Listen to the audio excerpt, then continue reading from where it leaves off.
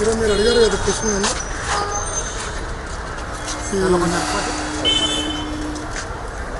నా మనస వాచ కర్మేనా చెప్తున్నా.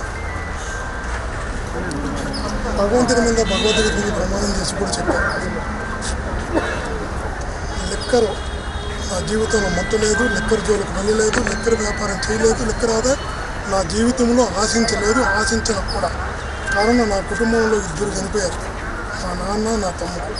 ఆ రోజే మా అమ్మకు మాట ఇచ్చాను, నా జీవితంలో లెక్కర జోలికి వెళ్ళను. మనసా వాచ కర్మేనా చెప్తున్నా. లెక్కర జోలికి నేను వెళ్ళలేదన్న విషయం చుట్టూ వాళ్ళకు కూడా తెలుసు అన్నది నా భావన. లెక్కర ఆదాయం ఆశించలేదన్నది కూడా తెలుసు. అయితే ఈరోజు ఆస్తులు చెప్తుంటున్నారు. ఎప్పుడో 100 సంవత్సరాలు ముందు కట్టిన ఇల్లు కూడా చెప్తున్నారు. ఒకటే చెప్తున్నా, నిజంగా కానీ లెక్కర ఆదాయంతో నేను సంపాదించాలని చుట్టూ వాళ్ళ మనస్సాక్షికి, ప్రభుత్వం మనస్సాక్షికి అనిపిస్తే ఖచ్చితంగా జప్తు చేయొచ్చు, స్వాధీనం చేసుకోవచ్చు. ధర్మం, న్యాయం కూడా. నేను తప్పు చేయనప్పుడు, నాకు సంబంధం లేనప్పుడు ఇలా చేయడం ఎంతవరకు న్యాయమో ఆలోచించాలి. ప్రభుత్వానికి మా మీద కక్ష సాధింపు చర్యలు పాల్గొనవచ్చు, కానీ పారదర్శకంగా ఉండాల్సిన అధికారులు కక్ష సాధింపు చర్యలకు పోవడం అన్నది అధర్మం అని తెలియజేస్తున్నాను. మీకు ఒక్కటే ఈ ద్వారా తెలియజేస్తున్నాను,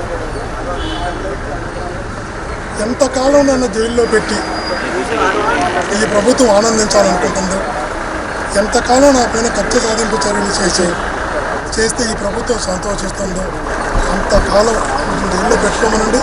భగవంతుడు ఆ శక్తి, ఆ ధైర్యం నాకు ఇచ్చారు. ఏ రకమైన ఇబ్బంది లేదు.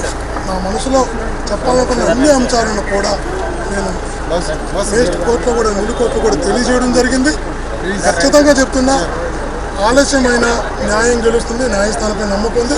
ఈరోజు నా జప్తు విషయం తీసుకొచ్చారు కాబట్టి, సంబంధం తీసుకొచ్చారు కాబట్టి మీకు చెప్తున్నా, నిజంగా మరలా చెప్తున్నా, నా మనసా వాచ కర్మ అయినా నేను తప్పు చేయలేదు. చేయని తప్పుకి శిక్ష అనుభవిస్తున్నా, అయినా ఇబ్బంది లేదు. భగవంతుడు ఆ ధైర్యం, ఆ శక్తి నాకు ఇచ్చాడు. కానీ భవిష్యత్తులో కూడా ఖచ్చితంగా చేసిన తప్పుకి భగవంతుడు ఖచ్చితంగా గమనిస్తాడు. Nature is supreme, god is great. కాలం మటుకు ప్రతి ఒక్క దానికి సమాధానం చెప్తాను. చేసిన తప్పుడు కేసుకు కాలం సమాధానం చెప్తాను. అన్ని విషయాలు కూడా నేను చెప్పడం జరిగింది. మరలా చెప్పబోతున్నా, ఈ ప్రభుత్వం కక్ష సాధింపు చర్యలు ఎంతకాలం తీసుకెళ్తుందో, ఎంతకాలం తప్పుడు కేసులు శిక్షిస్తుందో, చేయని తప్పులకి ఎంతమందిని ఇబ్బంది పెడుతుందో పెట్టుకోమని చెప్పండి. అన్నీ భగవంతుడు గమనిస్తున్నాడు.